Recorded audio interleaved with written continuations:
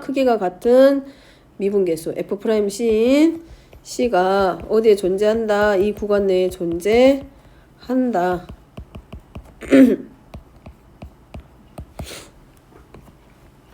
자, 얘가 지금 뭐가 되는 거야? 평균값 정리. 여기까지가 지금 평균값 정리를 알려주고 있습니다. 이 평균값 정리가 뭐 할 때도 사용이 돼. 극한값을 찾을 때도 이 평균값 정리가 중요한 역할을 하기 때문에 기억을 하라고 하는 거야. 그러면 결국은 FB-FA는 누구랑? B-A 곱하기 F'C가 만들어진다는 얘긴데, 자, B-A에서 우리가 처음에 줄 때 A보다는 B가 더 크다라고 했기 때문에 B-A의 부호는 누가 더 크다? B가 A보다 더 크다라고 우리가 이미 줬기 때문에 B-A의 부호는 양수입니다.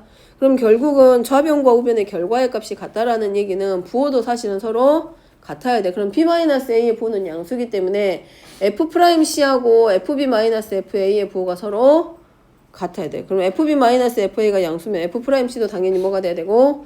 양수여야 되고. 그래서 자, 여기서 먼저 하나 보고 가면, 자, 요 자리에서 우리가 뭐 할 수 있냐면 B-A는 이미 양수야. B가 A보다 더 크다라고 했기 때문에 B-A의 부호는 양수기 때문에 결국은 FB, 즉 X가 P에서의 함수값과 X가 A에서의 함수값에 해당하는 FB-B와 FA의 부호는 누구랑 같이 가야 된다? F'C의 부호하고 서로 같다. 자, 요걸 생각하고 가면 됩니다. 그래서 첫 번째, 자, F'X의 부호가 0보다 커. 그러면 당연히 F'C의 부호도 0보다 클 것이고, 그러면 누구의 부호가 더 크겠냐? 그럼 FB-FA의 부호도 0보다 크기 때문에 결국은 FB의 부호가 FA의 부호보다 더, 아니, FB의 부호 값이 FA의 값보다 더 클 거라는 거죠. 그러면 결국은 뭐란 얘기야? 얘는 증가하고 있다는 얘기지. 그래서 함수 fx는 이 구간에서, 우리는 미분계수를 말하는 게 아니라 지금 증가와 감소입니다. 평균값 정리를 이용해서 증가와 감소를 지금 확인하고 있고, 자, 두 번째, 그럼 F'X가 0보다 작다. 이번엔 반대죠. 그러면 F'C, 즉 도함수의 부호가 0보다 크냐 작냐에 따라서 증가와 감소를 확인하는 방법 중에 하나가 이제 평균값 정리란 얘기야. 그래서 F'X가 0보다 작으면 F'C도 0보다 작을 거고, 그 말은 곧 FB-FA의 부호가 0보다 작은 거기 때문에 결국은 X가 B에서의 함수값보다 X가 A에서의 함수값이 더 크다라는 얘기지. 따라서 이 함수 fx는 이 구간에서 감소한다.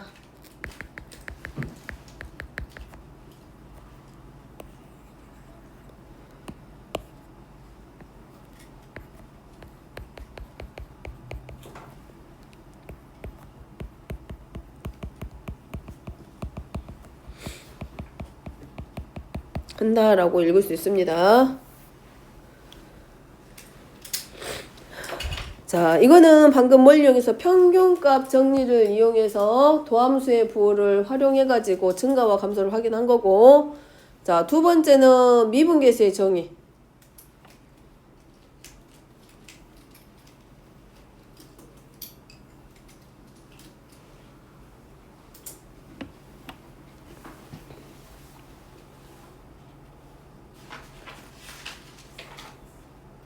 이거 왜 하나도 안 적어졌니?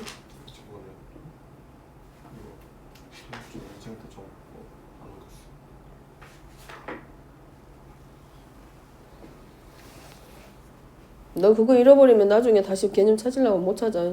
붙여. 그러니까 붙여놓으라고. 자, 두 번째입니다. 자, 증가와 감소를 이번에는 미분계수의 정의를 가져다가 쓸 거야. 자, 적어보면, 자, F'A는 델타 x가 0으로 갈 때 델타 x는 x값의 증분이었습니다. 자, f의 a 플러스 델타 x 마이너스 자, fa 자, 요거야. 얘가 x는 a에서의 미분계수의 정의. 그럼 이 델타 x를 h로 바꿔서 표현할 수도 있다. 자, 이 델타 x가 충분히 작아.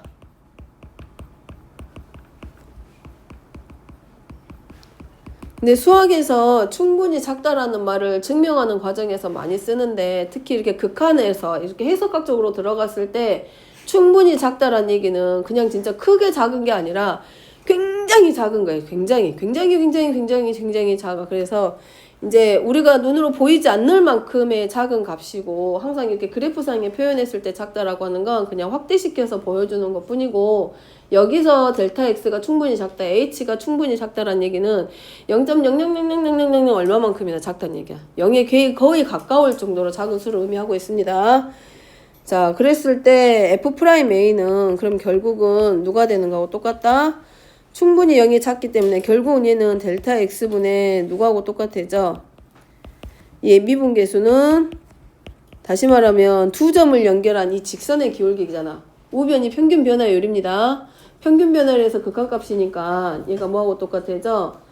그 평균 변화 두 점을 지나는 직선의 기울기가 이 델타 x가 굉장히 작다라는 얘기는 두 점 a하고 b를 생각했을 때 a하고 b의 간격이 0에 엄청 가까워졌다는 얘기야.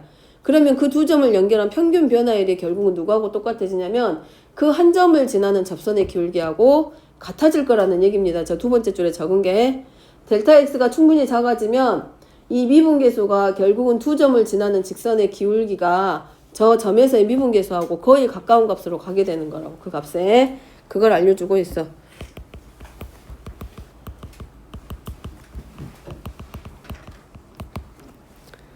그럼 이때 요 f'a가 0보다 커. 그러면 결국은 델타 x분의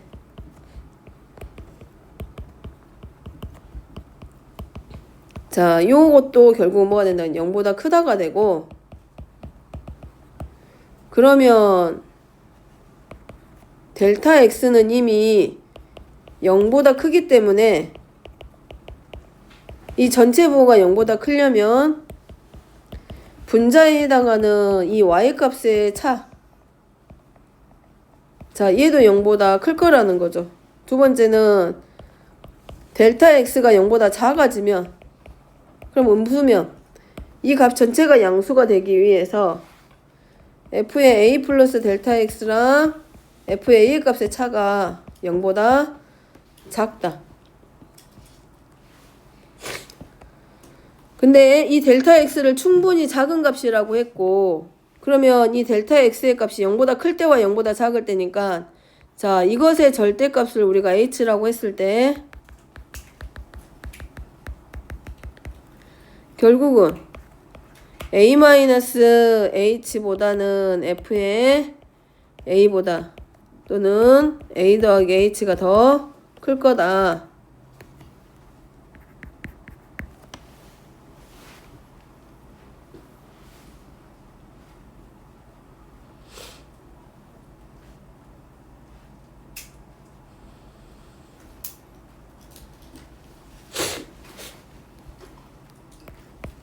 즉 fx는 x는 a에서 증가 상태에 있다.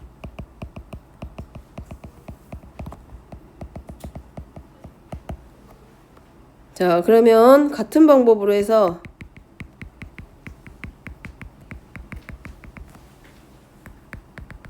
f'a가 0보다 작으면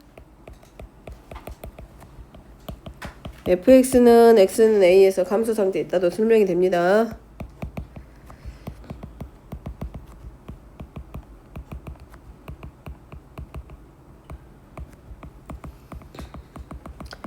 자, 이제 이거디야. 여기 파란색으로 쓴 거는 그냥 간단하게 얘기만 할 테니까 적지 말고 델타 x가 뭐였냐면 처음에 우리가 극한값으로 미분계수의 정의를 드렸을 때 x값의 차가 이게 지금 뭐냐면 델타 x였어.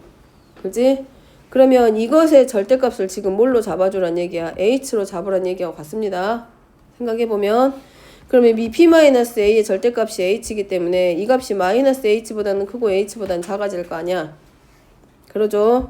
그러면 여기 해당하는 b는 a-h보다는 크고 a 플러스 h보다는 작아질 거 아니야. 지금 그 의미야, 그 의미.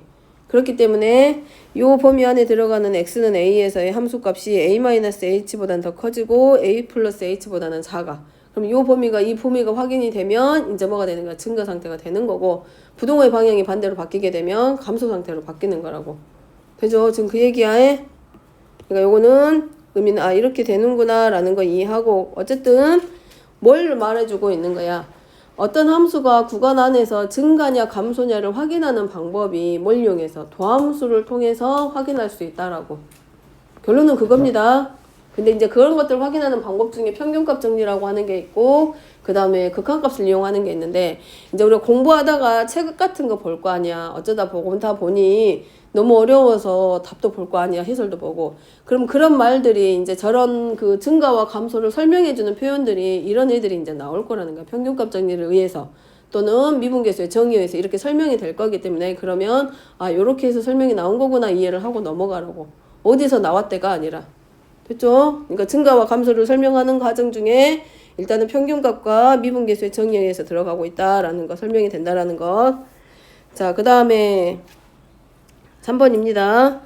자, 일단은 5번은 3번의 판정법을 사용할 때 주의하라고 되어 있는데 얘네들은 일단 뭐가 가능해? 미분 가능했을 때만 사용이 가능합니다. 미분이 안 되면 안 돼. 그래서 뭐 할 때 가능하다? 함수가 미분이 돼야만이 미분 가능해야만 얘를 사용할 수 있는 두 가지 방법, 이 3번 방법이 설명이 되는 거고 즉 도함수를 이용해서 증가 감소 쓸 때는 미분 가능해야 되고 반대로는 자 1번에 해당하는 역은 항상 성립하는 것은 아니다고. 자, 이런 것들은 이제 뒤에서 다시 한번 얘기하기로 하고 자, 일단 여기까지 하고 잠깐 쉬었다가 10분 쉬었다가 뒤에 넘어서 이제 증가와 감소를 이용해서 그래프 그리는 거 해봅니다.